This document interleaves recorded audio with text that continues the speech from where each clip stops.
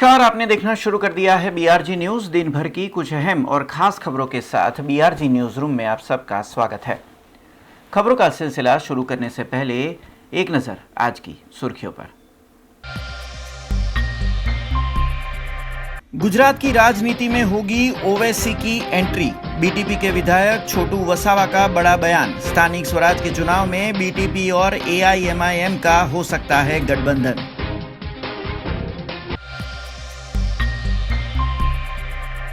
बड़ौदा में महाराष्ट्रन युवा की अनोखी पहल। माँ बाप की अहमियत को समझते हुए 5 साल की जमा पूंजी से बनाया डियर जिंदगी ओल्ड एज होम।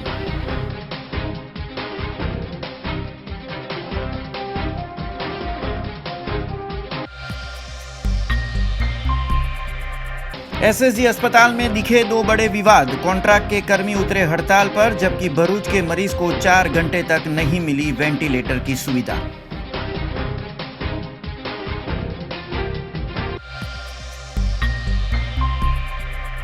अब देखते हैं खबरें विस्तार से। आज की तेज रफ्तार जीवन शैली में वृद्धाश्रम एक चिंता का विषय है, पर ऐसे में भी कई ऐसे नौजवान हैं जो बूढ़े माँ बाप की अहमियत समझते हैं। वैसे ही एक महाराष्ट्रियन नौजवान ने बड़ौदा शहर में डियर जिंदगी नाम से ओल्ड एज होम की शुरुआत की है। आज की तेज रफ्तार और तरक्की पसंद दुनिया की कड़वी सच्चाई होती है वृद्धाश्रम। बच्चों की जिंदगी की खुशियां या फिर किसी मजबूरी के चलते बूढ़े माँ बाप का आशियाना बन जाता है वृद्धाश्रम। ज़्यादातर विदेश में रोजगार या फिर भविष्य बनाने जाते लोग अपने माँ बाप को किसी के सहारे छोड़ जाते हैं और वो जगह बनती है वृद्धाश्रम। पर इन सब के परे कुछ व्यक्ति ऐसे भी होते हैं जो एक संयुक्त परिवार में पलते बढ़ते हैं और अपने बुजुर्गों की भावनाएं उनका महत्व समझते हैं। ऐसे ही एक युवा प्रशांत चांडक ने बड़ौदा में शुरू किया है डियर जिंदगी सीनियर केयर सेंटर। अपने 5 साल की जमा पूंजी को प्रशांत ने बूढ़े लोगों के लिए आशियाना बनाने में डाल दी। मैं महाराष्ट्र के एक स्मॉल टाउन से बिलोंग करता हूँ। वहाँ पे मैं एक जॉइंट फैमिली में रहा हूँ, पला बड़ा हूँ। तो एक ओल्ड एज पीपल को किस केयर और किस लव की ज़रूरत होती है, वो उसी को ध्यान में रखते हुए हमने डियर जिंदगी सीनियर केयर स्टार्ट किया है। एक आंकड़ों के मुताबिक गुजरात और पंजाब में ज़्यादातर लोग विदेश रोजगार और अपनी आमदनी हेतु जाते हैं और अपने माँ बाप को किसी ऐसी जगह रखना चाहते हैं जहां उनकी अच्छी देखभाल हो। तब डियर जिंदगी ओल्ड एज होम बुजुर्गों को अपने परिवार जैसा माहौल देने का प्रयास करता है। क्योंकि अभी आजकल ऐसा होता है कि फैमिली रिस्पॉन्सिबिलिटीज़ या जॉब्स की वजह से जितना चाह के भी बहुत लोग उतना प्यार और केयर ओल्ड एज अपने पेरेंट्स को नहीं दे पाते हैं। और बहुत लोग इंडिया से बाहर सेटल हो जाते हैं, लेकिन उनके माता पिता यहीं पे रहना चाहते हैं। तो चाहते हैं कि उनको उतना ही प्यार और केयर मिले जितना एक घर पे मिलता है। तो इसीलिए हमने डियर जिंदगी सीनियर केयर की शुरुआत की। प्रशांत ने उम्र के आखिरी पड़ाव में पहुंचते माँ बाप के लिए ऐसा घर देने का प्रयास किया है इस डियर जिंदगी होम से, जिसमें उनके मेडिकल सुविधाओं समेत उनके व्यायाम और मनोरंजन की सभी सुविधाएं मौजूद है। 8 महीनों में तैयार हुआ ये ओल्ड एज होम इन दिनों विदेश जाते बच्चों के बूढ़े माँ बाप का पता बन चुका है। और उस इंटेंशन से हमने यहाँ पे पूरा मेडिकल केयर का पूरा व्यवस्था किया है। 24/7 यहाँ नर्सिंग स्टाफ होता है, डेली हेल्थ मॉनिटरिंग होता है, daily temperature, blood pressure, pulse, oxygen monitor करके घर वालों को रिपोर्ट जाता है। इसके अलावा मंथली डॉक्टर विजिट होता है, ऑन कॉल डॉक्टर्स हैं, हमारे हॉस्पिटल्स के साथ टाई अप है, इमरजेंसी के लिए एम्बुलेंस भी है। तो इस प्रकार का टोटल मेडिकल कवरेज हमने किया है। और इवन कोमा से लेके तो स्ट्रोक और पोस्ट ऑपरेशन या पोस्ट आईसीयू ऑर्थो केयर तक के पैकेजेस यहाँ पे अवेलेबल हैं। हमने बहुत कुछ, ये तो मेडिकल पर्सपेक्टिव से हो गया। अभी कोविड के लिए हमने जितने भी हमारे स्टाफ मेंबर्स हैं, किसी को भी बाहर से आना जाना अलाउड नहीं है। सारे इन कैंपस रहते हैं। Housing, cooking, housekeeping, care taking, nursing, सारे स्टाफ इन हाउस रहते हैं। प्रशांत इस ओल्ड एज होम में रहते सभी माँ बाप के बच्चों को उनकी सभी जानकारियां डिजिटल माध्यम से पहुंचाते हैं। अपनी जमा पूंजी से बनाई इस डियर जिंदगी को प्रशांत अपनी नौकरी से आती सैलरी से चला रहे हैं। इसके अलावा हम बहुत फोकस कर रहे हैं उनकी लाइफस्टाइल की तरफ कि अदर दैन मेडिकल केयर उन्हें बहुत ज़रूरत होती है एक केयर और प्यार की। तो यहाँ पे हमने एक मंदिर बनाया है, गार्डन बनाया है, मॉर्निंग इवनिंग वॉक के लिए काफ़ी जगह रखी है और डेली वीक में एक बार भजन संध्या होता है, कभी बॉलीवुड मूवी नाइट होता है, उन्हें गेम्स खिलाते हैं, कोई ना कोई फेस्टिवल आज जैसे क्रिसमस सेलिब्रेशन है तो हर फेस्टिवल हर बर्थडे सेलिब्रेट होता है। तो इस प्रकार का एक उनके केयर के लिए फैसिलिटी बनाया है। प्रशांत कभी इसे ट्रस्ट में रूपांतरित करना नहीं चाहते और किसी भी तरह का डोनेशन भी लेना नहीं चाहते। बस वो इस प्रयास को अपने सपने की तरह हमेशा संजोए रखना चाहते हैं।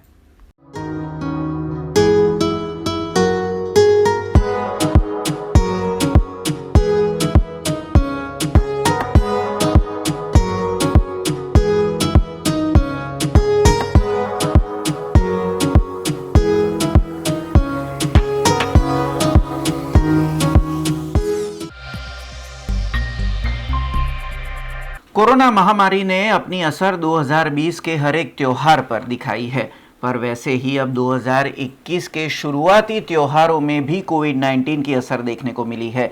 हम बात कर रहे हैं मकर संक्रांति पर्व की। राज्य सरकार की ओर से राज्य स्तरीय पतंग उत्सव को रद्द कर दिया गया है। तब मांझे और पतंग से जुड़े व्यापारियों में चिंता बढ़ गई है। कोरोना महामारी के समय में उत्तरायण पर्व अब चंद दिनों के बाद आने वाला है। तब राज्य सरकार ने भी इस साल राज्य स्तरीय पतंग उत्सव का कार्यक्रम रद्द किया है। वहीं 4 महानगरों के लिए मकर संक्रांति पर्व को लेकर एसओपी भी जारी करने की बात कही गई है।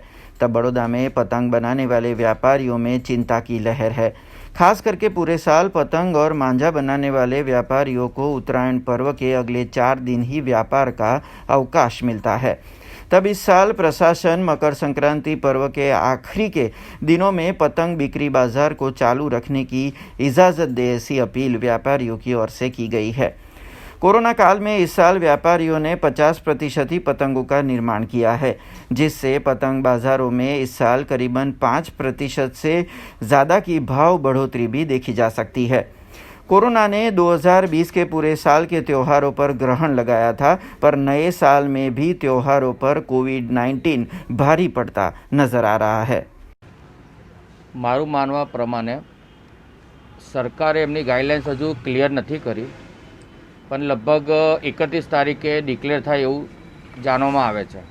બીજી વસ્તુ કે પતંગ તો અમારે 12 મહિના બને છે, જે છેલ્લા 2 મહિના વેચાય છે અને છેલ્લા જે હોય છે રિટેલ માર્કેટ છેલ્લા 4 દિવસ જ હોય છે।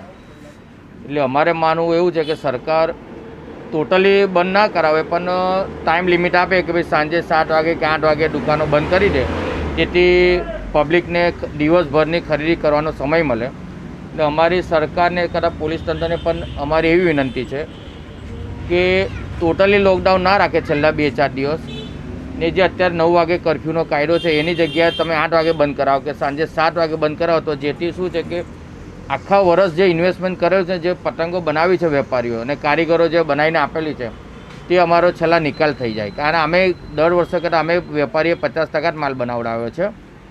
કોરોના લીધે જે શરૂઆતી પ્રોબ્લેમ આવે જેના લીધે વેપારીએ પણ 50% જ માલ બનાવાયો છે, પણ છતાં પણ એમાં પણ જો માલ પડી રહે તો આ માલ ખરાબ થઈ જાય, બીજા વર્ષે ચાલે નહીં, કારણ કે એને પાણીથી ઉડાઈથી બધા બહુથી સાચવવું પડે છે।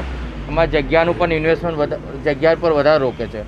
તેથી અમારી તો નમ્ર વિનંતી છે સરકારને તથા પોલીસ તંત્રને કે ભાઈ અમને છેલ્લા 4 દિવસ ધંધો કરવા દે। તમારે જે 9 વાગ્યાનું કર્ફ્યુ જેની જગ્યાએ તમે 8 વાગે બંધ કરાવો, 7 વાગે બંધ કરાવો, અમે ફૂલ સપોર્ટ આપવા તૈયાર છે।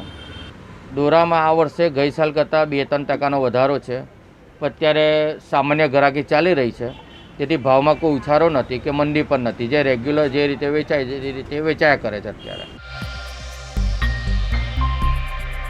अब खबर नर्मदा जिले से आई है, जहां पर विधायक जसवंत सिंह भाभोर ने कृषि कल्याण योजना की कल शुरुआत करवाई, जिसमें नर्मदा जिले के किसानों को प्राकृतिक खेती के उपकरण समेत कृषि में उपयोग में आते साधनों की सहायता दी गई थी। नर्मदा जिले के राजपीपला में साल 2022 तक देश के किसानों की आय दोगुनी करने के प्रधानमंत्री नरेंद्र मोदी के संकल्प को साकार करने किसान कल्याण योजना की शुरुआत करवाई गई। पूर्व प्रधानमंत्री अटल बिहारी वाजपेयी के जन्मदिन पर सांसद जसवंत सिंह भाभोर ने इस योजना को राजपीपला में शुरू करवाया। साथ ही में गाय आधारित प्राकृतिक खेती के जरिए खेत उत्पाद और उसकी बिक्री हेतु एक प्रदर्शनी भी शुरू करवाई गई थी। 7 कदम किसान कल्याण में कृषि साधन सहायता भी लाभार्थियों को दिए गए थे। वहीं श्रेष्ठ पशुपालक पुरस्कार भी एनायत किए गए थे। તાળીઓના ગડગડાટથી આપણે વધાવીએ અમને।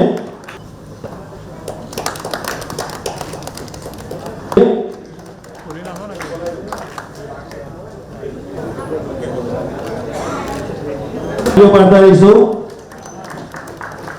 સાજિદ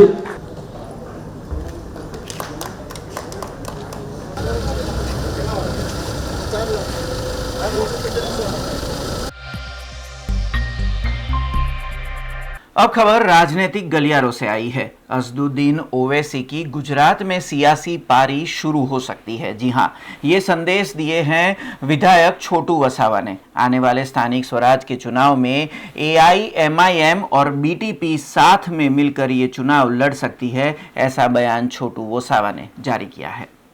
उम्मीदवारों ऊभा राखवाना छे अने ओवीसी साहब जे छे भारतनी अंदर जे अत्यारे बिहारमां चूंटणी छे एमां एमनी पण 5 सीटों आवी छे, तो गुजरातनी अंदर पण एमनी साथे गठबंधन करीने अमे अमारी सीटों लोकोना हाथमां सत्ता केवी रीतना आवे ए अमे विचार करीने आगळ वधशुं। आ बंनेने हराववानी भूमिका रहेशे, कारण के जिला पंचायत અત્યાર સુધી એ જ લોકો સત્તામાં હતા ને એમની સત્તામાં અમે દુઃખી બી છીએ, હજુ દુઃખી રહેવાના છે। એવી સરકારો અમારે શા માટે ચાલુ રાખવી જોઈએ? એટલે હું તો દેશના લોકોને વિનંતી કરું છું કે આ લોકોને વોટ નહીં આપો, કેમ કે મત આપીને આપણે મરવાની જે વાત છે એ મારવાની જે કોશિશ કરી રહ્યા છે એમાંથી છુટકારો મેળવવા માટે લોકોએ બીજેપી અને કોંગ્રેસને તિલાંજલિ આપવી જોઈએ, જેથી આ દેશના લોકો પોતાની રીતના જીવી શકે, સુખી બની શકે, યુવાનોને નોકરી મળી શકે, બેરોજગારીમાંથી મુક્તિ મળે, એ જાતના પ્રયાસ અમે કરશું। બસ અમે રાજસ્થાનની અંદર જે અમારી સાથે દગો થયો છે, બીજેપી કોંગ્રેસ એક બનીને અમને સત્તાથી દૂર રાખવાની જે કોશિશ કરી છે, એટલા માટે એને હરાવીને અમે અમારું શાસન બને, દેશના લોકોનું શાસન બને, આદિવાસીઓનું શાસન બને, એમાં બધા જ SC ST OBC માઇનોરિટીનો અવાજ બને, એ જાતના પ્રયાસ અમે આનીએ છીએ। मध्य गुजरात के सबसे बड़े अस्पताल SSG के कॉन्ट्रैक्ट के कर्मी आज हड़ताल पर उतरे थे। सिक्योरिटी गार्ड की ओर से कॉन्ट्रैक्ट के 2 कर्मियों को मारपीट किए जाने की घटना सामने आने के चलते सभी कॉन्ट्रैक्ट के कर्मी आज सुबह हड़ताल पर उतरे। SSG अस्पताल के सुपरिटेंडेंट की मध्यस्थता से पूरा मामला सुलझा और कॉन्ट्रैक्ट के कर्मियों ने हड़ताल वापस ली। बड़ौदा की SSG अस्पताल में आज कॉन्ट्रैक्ट के कर्मी हड़ताल पर उतरे थे। सिक्योरिटी इंचार्ज की ओर से 2 कॉन्ट्रैक्ट के कर्मियों से मारपीट की वारदात के चलते सभी कॉन्ट्रैक्ट कर्मी हड़ताल पर उतरे। सिक्योरिटी गार्ड गलत तरीके से पैसे की मांग करने पर पैसे नहीं दिए जाने पर कर्मियों को मारा गया था। तब आज सुबह सभी कर्मियों ने काम पर चढ़ने से इनकार कर दिया और भारी हंगामा किया।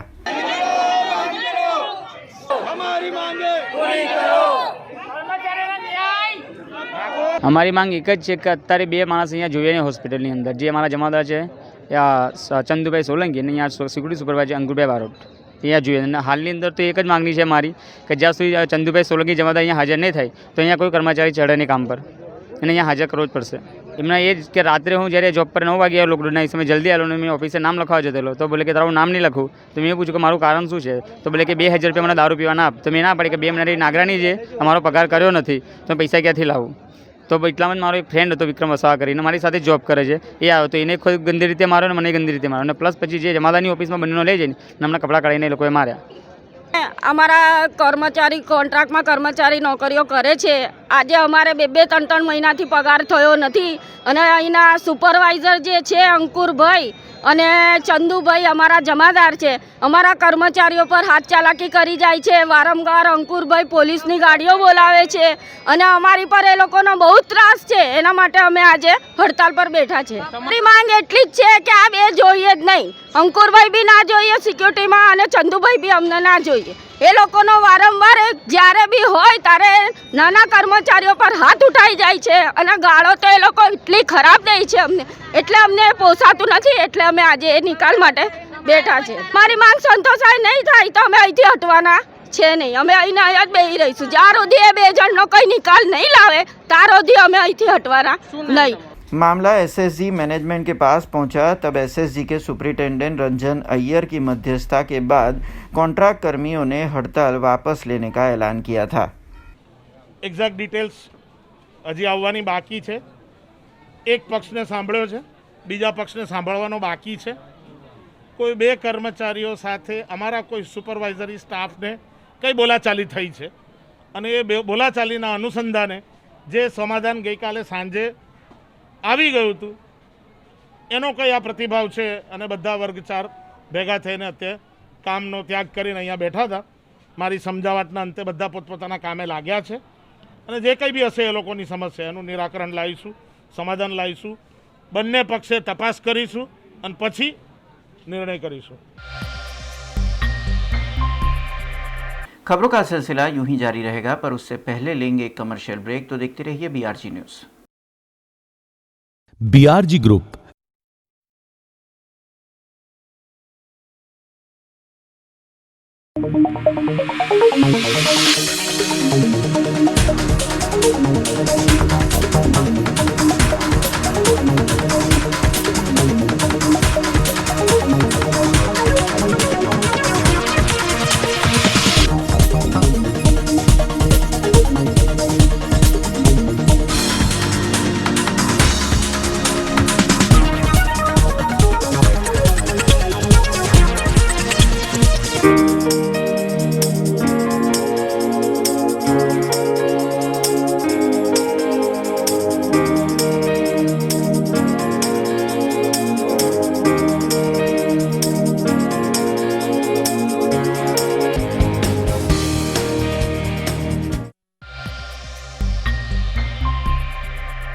ब्रेक के बाद फिर से आप सबका स्वागत है.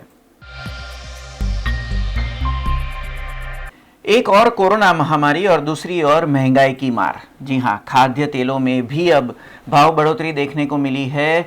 इस महीने खाद्य तेलों में 500 रुपये तक भाव बढ़ोतरी देखने को मिली, जिससे अब कोरोना महामारी की असर आम आदमी के बजट पर भी पड़ रही है. कोरोना महामारी की असर भिन्न क्षेत्रों पर पूरे साल जारी है.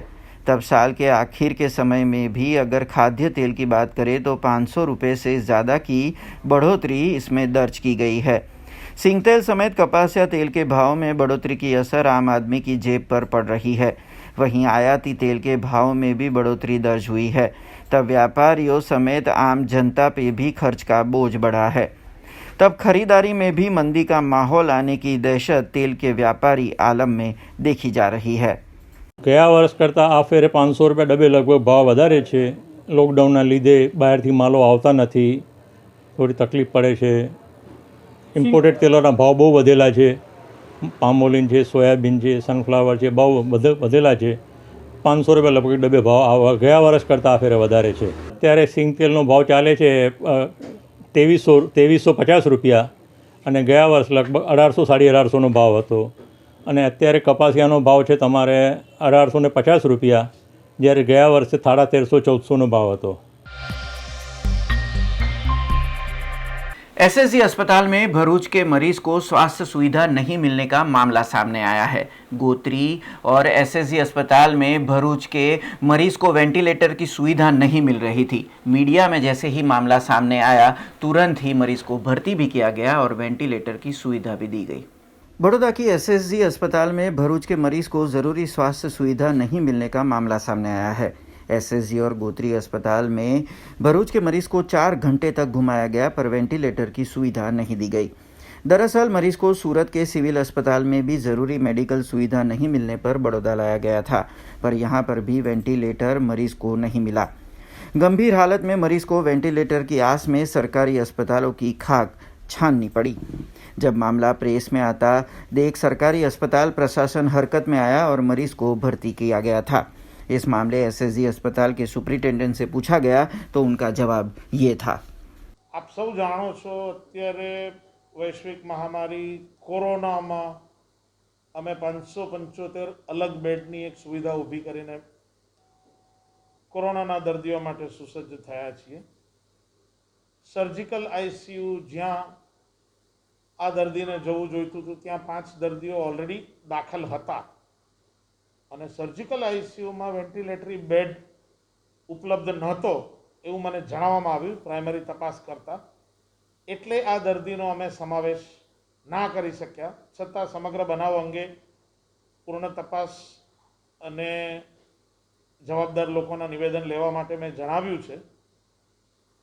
એટલે સર્જિકલ આઈસીયુમાં 5 જ ખાટલા હોવાથી વધારે ખરાબ ક્રિટિકલ દર્દીઓને અમે હાલ ક્રિટિકલ સેવાઓ નથી આપી શકતા.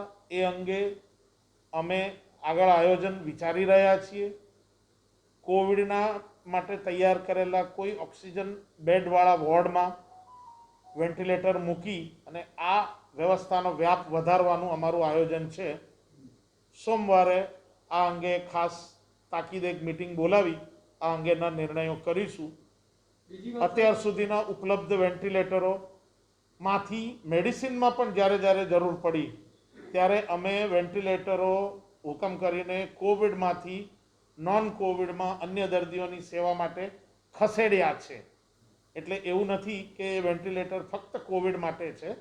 સંસ્થાની જરૂરિયાત પ્રમાણે, દર્દીની જરૂરિયાત પ્રમાણે વેન્ટિલેટરો એક જગ્યાએથી બીજી જગ્યાએ શિફ્ટ કરવામાં આવે છે, કરી શકાય છે. અને આ અંગે સોમવારે વધારે નિર્ણય કરી કોઈ મોટી જગ્યામાં સર્જિકલ આઈસીયુની જગ્યા નાની હોવાથી ત્યાં 5 કરતાં વધારે દર્દીનો સમાવેશ થઈ શકતો નથી. એના માટે ફક્ત વેન્ટિલેટર નહીં, એના માટે સર્જિકલ આઈસીયુ બેડની સંખ્યા વધારવાની જરૂરત છે. વેન્ટિલેટર એક ઉપકરણ છે જે હું કોવિડમાંથી ડેફિનેટલી અવેલેબલ કરાવીશ, થઈ જશે. પણ બાકીના ઉપકરણો અને સર્જિકલ આઈસીયુની એક અલગથી વ્યવસ્થા ઊભી કરવાની થાય છે. હાલ એ વ્યવસ્થા મારી પાસે ફક્ત 5 પથારી પૂરતી મર્યાદિત છે.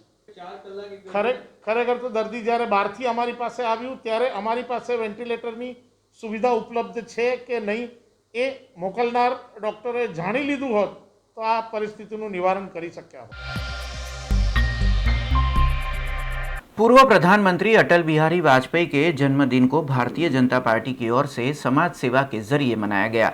तब कारेलीबाग विस्तार में लगती सब्जी मंडी के व्यापारियों को सोलर लाइट बांटी गई जबकि गरीबों को कंबल बांटे गए थे.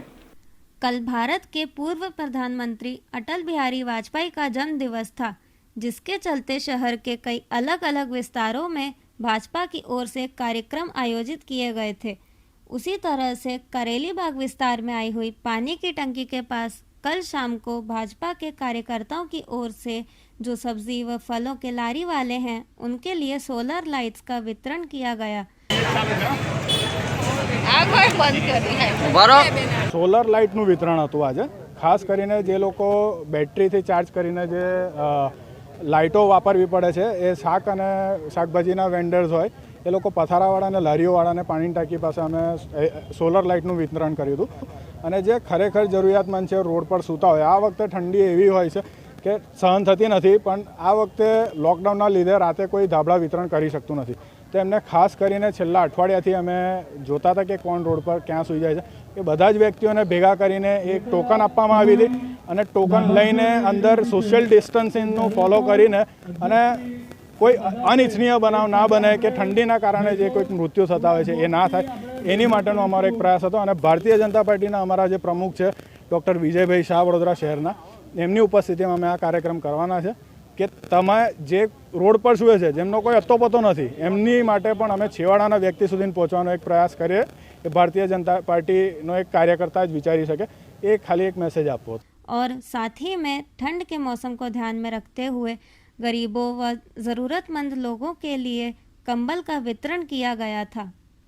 અટલ બિહારી વાજપેયીજીના જન્મજયંતિ નિમિત્તે આજે કારેલીબાગ વિસ્તારમાં ધાબળાના વિતરણના કાર્યક્રમનું આયોજન પાર્થ પુરોહિત અને એની સમગ્ર ટીમ દ્વારા કરવામાં આવ્યું. ખૂબ ખૂબ અભિનંદન આપું છું. અને આજે આ કાર્યક્રમમાં અમારી સાથે વડોદરા ભારતીય જનતા પાર્ટી મહાનગરની સમગ્ર ટીમ ઉપસ્થિત રહી.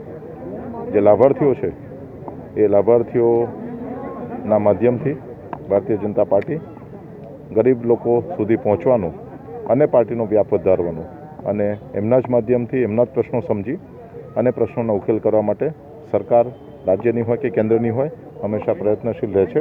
ત્યારે આ જે ટીમે જે સુંદર સામાજિક કાર્યના માધ્યમથી જન્મજયંતિની ઉજવણી કરી છે એ સમગ્ર ટીમને હું અભિનંદન આપું છું।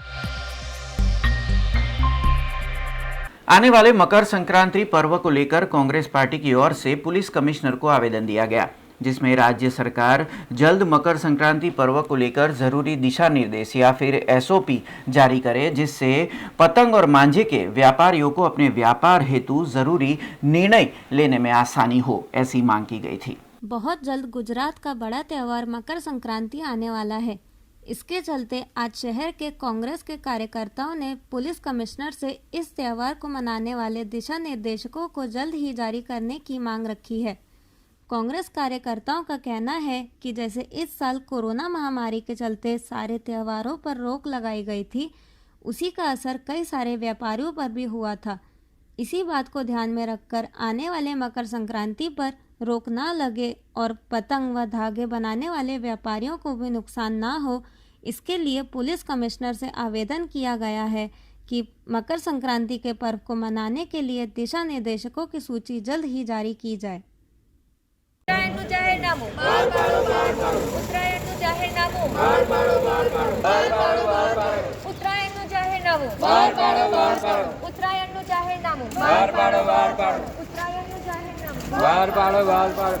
આજે મેં પોલીસ ભવનમાં આ ઉત્તરાયણનો તહેવાર જે છે એ મનાવવાનો છે કે નથી મનાવવાનો, અગર કોવિડના કોઈ નિયમો ધારાધોરણ મૂકીને અગર મનાવવાનો હોય તો એના માટે અમે આજે આવ્યા છે કે તમે અગર મનાવવા માટે પરમિશન આપવાનો હોય તો જાહેરાત અત્યારથી કરો, જેથી કરીને નાના નાના વેપારીઓ જેની નાની નાની પૂંજીથી એ લોકો ઉત્તરાયણમાં માંજાનો બિઝનેસ કરે છે, પતંગનો બિઝનેસ કરે, ચીકીનો, ઊંધિયાનો, જે નાના નાના વેપારીઓ પોતાની રોજીરોટી કમાય છે આ વર્ષની શરૂઆતના પહેલા તહેવારથી, તો એના માટે જ અમે આવ્યા છે કે સાહેબશ્રીને એટલી નમ્ર વિનંતી કે અગર ઉત્તરાયણનો પર્વ મનાવવાનો હોય તો એના માટે અત્યારથી પરમિશન આપે કે જેથી કરીને નાના નાના વેપારીઓ પોતાની પૂંજીનો યોગ્ય ઉપયોગ કરી શકે।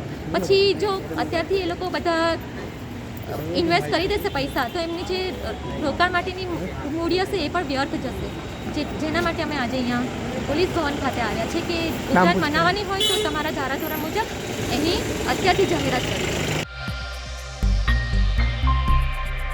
बड़ौदा शहर के विभिन्न विस्तारों में पालिका प्रशासन की ओर से ई टॉयलेट लगाए गए हैं, पर उसमें कई जगहों पर तकनीकी खामी के चलते नागरिकों को आर्थिक नुकसान भुगतना पड़ रहा है, जिसके खिलाफ एक जागरूक नागरिक ने आवाज उठाई है। बड़ौदा शहर में ई टॉयलेट पर पालिका की ओर से करोड़ों रुपए खर्च किए गए थे, लेकिन अभी यहाँ इस शहर के हालात देखकर ऐसा लग रहा है जैसे सारे रुपए यूं ही बर्बाद चले गए हैं और ई टॉयलेट बस देखने मात्र रह गया है। इसी के चलते आज शहर के करेली बाग विस्तार में पुलिस चौकी के पास वाला ई टॉयलेट बंद हालत में पाया गया है और ऐसे ही शहर के कई हिस्सों में भी ई टॉयलेट का वही दृश्य देखने मिला है। ऐसा बताया जा रहा है कि पैसे डालने के बावजूद ई टॉयलेट का दरवाज़ा खुल नहीं रहा है, जिस वजह से शहर के लोगों को कई तरह की तकलीफ़ें सहनी पड़ रही है, जिसके चलते ऐसा लग रहा है कि जैसे पालिका के द्वारा खर्च किए गए पैसे एकदम शून्य के समान हो गए हैं। और ऐसी हालत में नगरजनों ने म्युनिसिपल कमिश्नर से निवेदन किया है कि जल्द से जल्द ई टॉयलेट को ठीक किया जाए और वापस शुरू किया जाए। અત્યારે કારેલીબાગ પોલીસ સ્ટેશનની બાજુમાં અને બકોર પટેલ ચેમ્બરની સામે ઈ ટોયલેટ આવેલું છે। હું અહીંયાથી પસાર થઈ રહ્યો હતો ત્યારે મારે કુદરતી હાજતે જવું હતું અને મેં ટ્રાય કર્યો તો લખેલો હતો 1 રૂપિયો સિક્કો નાખીને અંદર જવાય। 1 રૂપિયાનો સિક્કો નાખ્યો, એક સિક્કો ગયો, બીજો નાખ્યો, બીજો ગયો, ત્રીજો પણ ગયો, પણ ટોયલેટ ખુલ્યું નહીં। આજે કોર્પોરેશનની અંદર જ્યારે સ્વચ્છતા અભિયાન સ્વચ્છતાના નામે આજે કરોડો રૂપિયાની ગ્રાન્ટો પાસ થતી હોય અને સ્માર્ટ સિટી નામે પૈસા ખર્ચતા હોય, આવી રીતે તમે જોઈ શકો છો કે પૈસા જાય છે તો પૈસાનું નીચે ખોલવાની બારી પણ છે કે એ લોકો છે ને આખા દિવસમાં ગમે ત્યારે આવીને પૈસા લઈ જતા હોય છે। આ સામે એક પાનનો ગલ્લો છે, એ ભાઈ રોજ કોઈને સિક્કા આપતા હોય છે। ગઈકાલે શુક્રવારી બજાર હતું, સમજો કે આજે મારા 3 સિક્કા ગયા, પણ ગઈકાલે શુક્રવારી બજારમાં કેટલી બહેનો, દીકરીઓ, માણસો, કેટલા લોકો અવરજવર, આવી વ્યવસ્થા સારામાં સારી વ્યવસ્થા છે, પણ એ વ્યવસ્થા સદંતર નિષ્ફળ નીવડી છે। કોર્પોરેશને જે ખર્ચા કર્યા છે એ ખર્ચા ફોગટમાં છે। અને ખરેખર તંત્ર નિષ્ફળ નીવડ્યું છે અને લોકોને આવી હાલાકી ભોગવવી પડી છે। खबरों का सिलसिला खत्म करने से पहले एक नजर आज की खास खबरों पे। गुजरात की राजनीति में होगी ओवैसी की एंट्री। बीटीपी के विधायक छोटू वसावा का बड़ा बयान। स्थानिक स्वराज के चुनाव में बीटीपी और एआईएमआईएम का हो सकता है गठबंधन।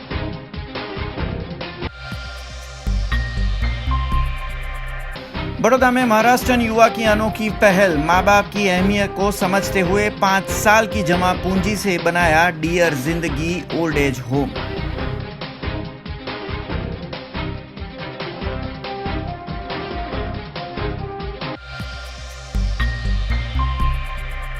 एसएसजी अस्पताल में दिखे 2 बड़े विवाद। कॉन्ट्रैक्ट के कर्मी उतरे हड़ताल पर, जबकि भरूच के मरीज को 4 घंटे तक नहीं मिली वेंटिलेटर की सुविधा।